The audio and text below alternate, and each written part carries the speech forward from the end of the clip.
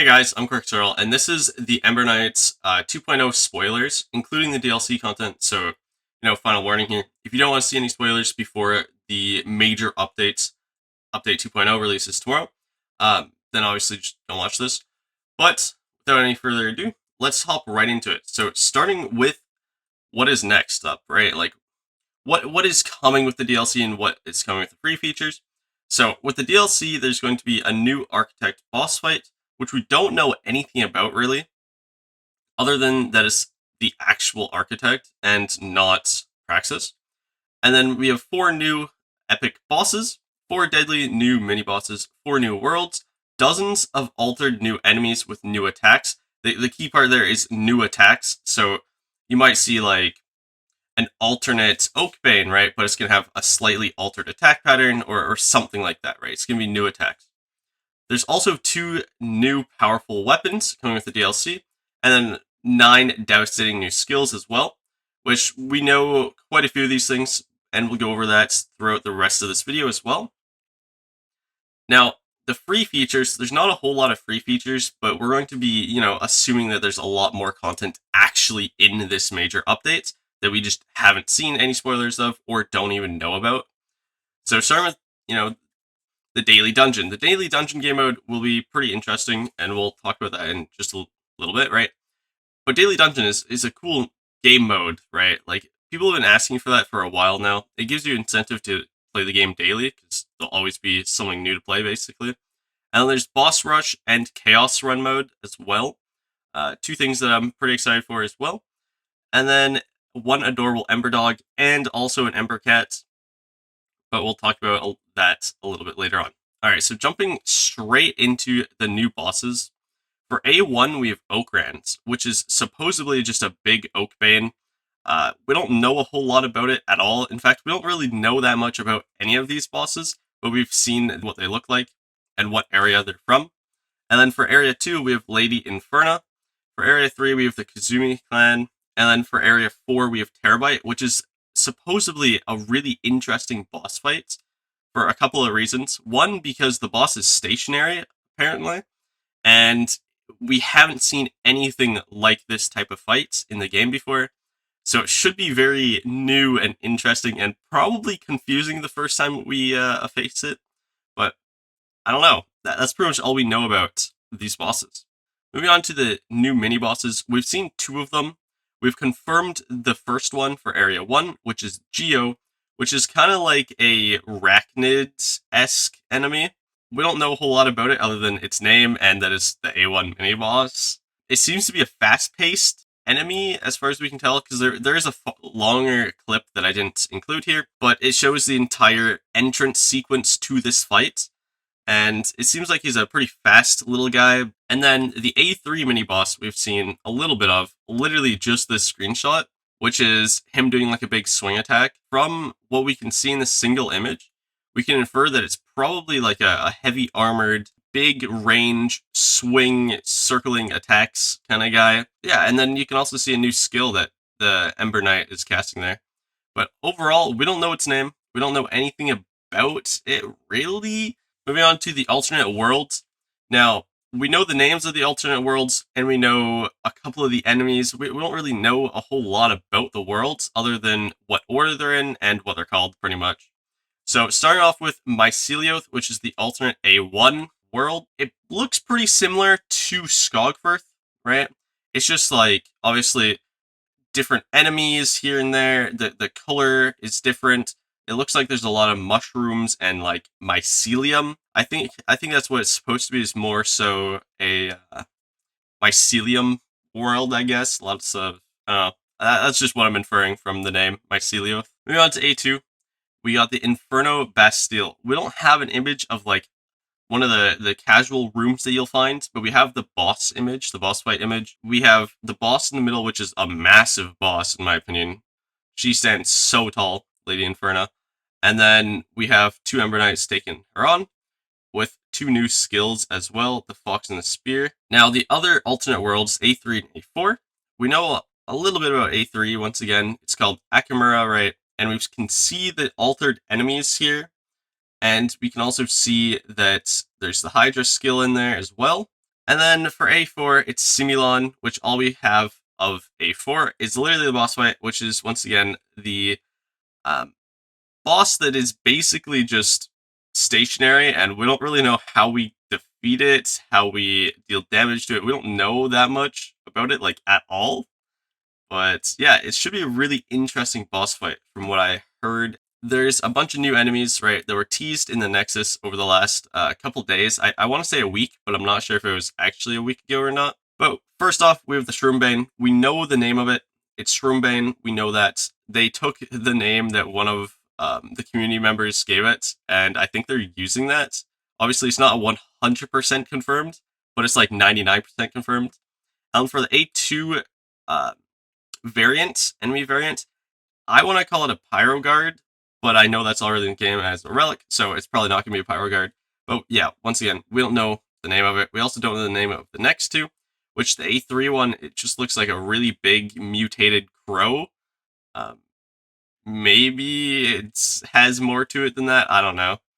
And then the A4 one looks like a space monkey, and that's the one that I'm most excited about because I'm very curious on what alternate enemy this is. Like, is this supposed to be the welder? Like, that's my inference, but I don't know. And we can see a couple of other alternate enemies here, right?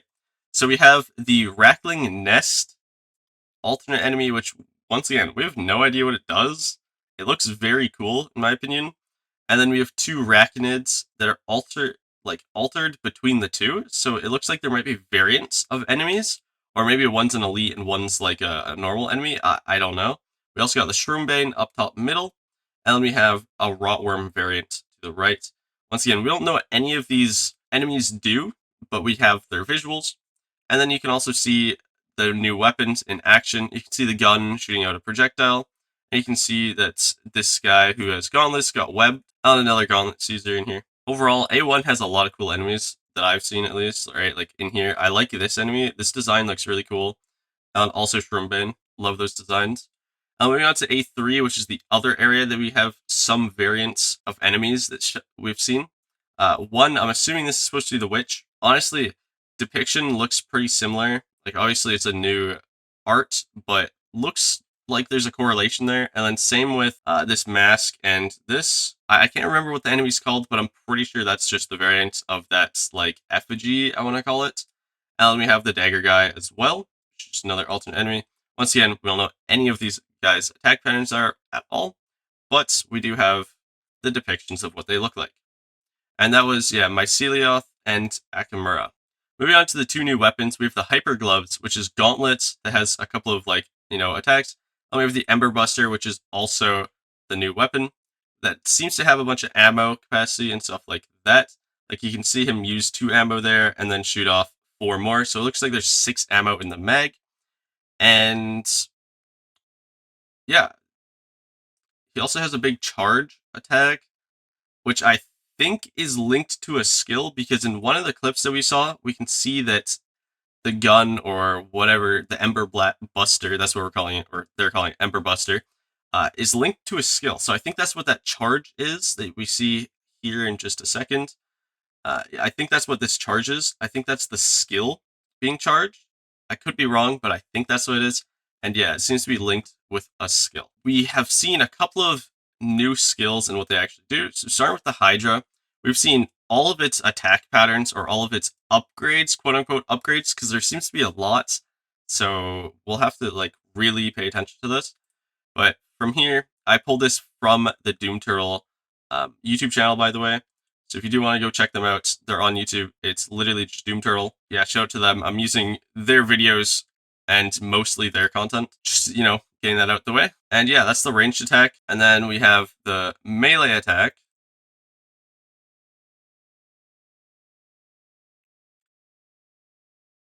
which is just like breathing fire, which is kind of sick. And then we have the combo attack here. And that's also a new enemy right there. I think that's the elite Shroomebane, I think, because when the Hydra defeats it, it splits into 2. So either that's a new enemy, as in like an elite variant of the Shroomebane, or it's some difficulty modifier that he has on. I don't know. I couldn't tell you. But pretty cool. Anyways, combo attack, right? So he has the combo attack is a range attack and also can do a melee attack. I'm assuming it doesn't matter what order. It's just like the Hydra is intelligent and can shoot far away enemies and then use the melee attack for close range enemies. There's the multi summon, which is just, having more than one charge, I feel like, is what it is. I could be wrong, but that's what it seems like. Honestly, nothing too crazy in that. And then we have the three-headed Hydra, which, as you can imagine, is just three heads. And then there's another new skill that, was teased earlier on, and I talked a little bit about it. It's a boulder that is a fiery boulder, for that matter, that leaves a trail of fire and explodes into multiple projectiles on impact, I'm assuming. Once again, we don't really know a whole lot about this skill other than this little bit of text here. And honestly, it seems like it could be a good skill, but then again, who really knows until you try it out? So we're just going to leave it at that. As I talked about earlier a little bit, in the Inferno Bastille, the A2 boss fight, we can see these two knights using two new skills, one a fox skill and one a spear. Now, those are placeholder names because I don't know what they're called. Nobody's confirmed anything yet. It looks to be like there's going to be a lot of new skills and probably more than just the 9 skills that we're being told are in the game. And then onto the free features, right? Obviously, we know there's the Ember Cat and the Ember Dog. We don't really know a whole lot about these. Again, I know I keep saying we don't know a lot about these, but we're getting like these images and like little blurbs of knowledge, right, about the update. And one thing is for sure that we'll be able to pet the dog. Now, we probably will be able to pet the cat as well, but who knows? We don't know. That hasn't been confirmed. That's just my guess, right? And then we're going to move on to like the daily dungeon and chaos run mode. So the daily dungeon is going to be a new challenge daily, right? Hence the daily dungeon name, with a preset world and a preset loadout. So that means like that run will always be the same for anybody who plays on that day. And there will be a leaderboard, which means you can absolutely, try to beat out your friends or things like that, right? Having a leaderboard, I think, makes the daily dungeon a lot more interesting and awarding or rewarding, because then you can, see how good you did compared to it. We don't know how the point system's going to work, though. It could be like based off time, it could be based off damage. Who knows, right? We don't know yet, but I'm assuming it'll be based off time. And it can also have DLC content. Even if you don't have the DLC, you can still try out the DLC content, if it's in the daily dungeon, that is. So if the daily dungeon has DLC content and you're a free-to-play player or only have the base game, you can try that daily dungeon out and see what that DLC content is like. Moving on to Chaos Run mode, it is a difficulty modifier, which is really interesting, because obviously difficulty modifiers make the game more difficult, and this one seems more interesting than difficult, in my opinion. So what it does is it randomizes the order of the worlds, and it'll include the DLC worlds if you have the DLC, which means you could go to A4 first, or you could go to A2 first, or you could go to A1 first, right? Like, the order doesn't necessarily matter because it'll just be randomized. And you could have, like, Mycelioth as your A1 world, or you could have Skogfirth, right? It'll choose either or, if you have DLC, that is. When you loop, it'll be a different rotation. So each time you loop, it won't be the same set of worlds that you were originally given. It will still randomize from there on out, which is really cool because that keeps runs very interesting and entertaining, obviously. So I think this is a really good difficulty modifier, and it might make demons or true demons, which is like all the difficulty modifiers on, pretty difficult. But I think it'll be very interesting to just play with as a casual player. And the last mode that we have here, or I guess alternate way to play it, is boss rush mode, which once again we don't know a whole lot about. We've seen this Grand Collection otter thing, right? We don't really know a lot. I'm assuming it has something to do with the collector, which is why I put this little GIF down here. And then you can also see in the top left of this image that the mini bosses are in the wrong order. It goes to the A2, A3, A4, A1 mini boss. So I'm assuming either this is a difficulty modifier like Chaos Run, right, that you can enable while doing boss rush, or it's just a random order anyways. Once again, nothing's been confirmed, and it looks like you also start with a skill selector. Now, in this clip, he just goes through and disregards it, but that could be pretty interesting. And I'll definitely have to try out this new game mode. And the last thing that we know about the 2.0 update is that we're going to be getting a new relic called Lingering Presence. Now, it's inferred to be red. Whenever you enter a room, haunts random enemies, and then it's haunted enemies 1. That is what is inferred to be. Now, this is my guess. I don't know if it's actually what it is or not. I'm just strictly going off of the amount of space that there is in these blurbs and what it kind of looks like. Once again, I could be very, very wrong. However, I think this is right. It seems pretty accurate based off the spacing of the words and things like that. Now, it is an epic relic and it does have levels, which is kind of interesting. Now, I personally don't like the haunt effect at all because it's like when you haunt an enemy, when you attack them, they release a ghost, right? Which, sure, it's okay, but if you just one-shot the enemy, you get one ghost and it's like kind of mid. So I don't like it, but it could be strong. We have to try this out. And then the very last thing that I want to talk about, which I don't even have a slide here for, is that the DLC will be $10 USD or 10 euros. And obviously the price can change varying on what region you're in and, their prices. And then there's one last thing that I want to say, which is if you want to check out this slide and everything here, just, go back through it, read through it at your own pace, or go back to selling so you can reread it, right? Whatever. The link is in the description. All you have to do is just click on it and you'll have access to this entire slides and you'll be able to see everything there. Honestly, I think this is going to be the best update ever.